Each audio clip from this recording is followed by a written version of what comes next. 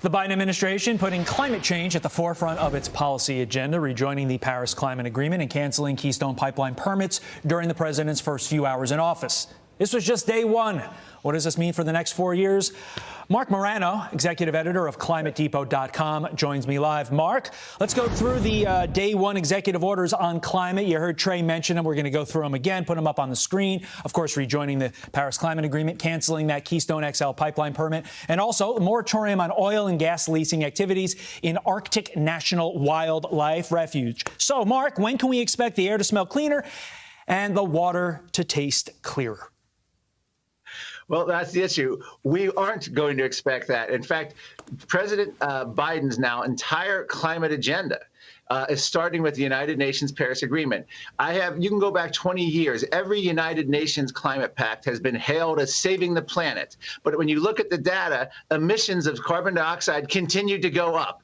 The United Nations admits it's not about climate. It's about wealth redistribution, sovereignty limiting treaties, and essentially using the climate as a point to regulate society in other ways that have nothing to do with climate. So Biden is going to hammer America first and start affecting American jobs, both with his bans on oil and gas and with rejoining Paris and with getting rid of the canceling the Keystone Pipeline. This is going to hammer middle America, blue-collar America, Americans on middle class and lower income, and it's not going to change the climate one bit. So we're back where we were under President Obama with more climate virtue signaling. Let's get into the numbers. Here is the Biden climate agenda by the dollars and cents, quite frankly, investing over $400 billion over 10 years in clean energy, reaching net zero carbon emissions by 2050, tighten fracking regulations on federal lands, and conserving 30% of America's land and water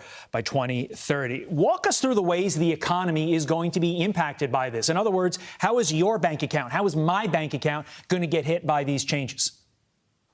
Well, the biggest thing is cost of energy is going to go up. In fact, as President Obama said, the cost is going to, quote, necessarily skyrocket. And that's what's going to happen. America went under President Trump, which was a very aggressive pro-domestic energy policy. We became energy not only independent, which politicians have talked about for decades, but energy dominant. For the first time since Harry S. Truman was president, we had more energy exports than imports.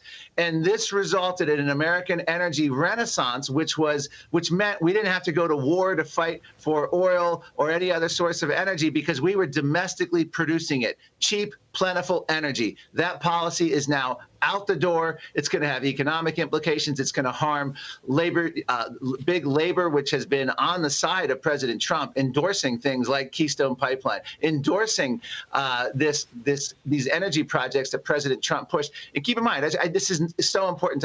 It's not going to change the weather. The climate's not going to know the difference between what Joe Biden is doing by shutting down the greatest success story of the last decade, which is the domestic American energy revolution. I need a quick answer on this final question, 15 seconds. Can Biden afford to lose the unions who are not very happy with the Keystone XL decision? And can he afford to lose a liberal prime minister in Canada in Justin Trudeau?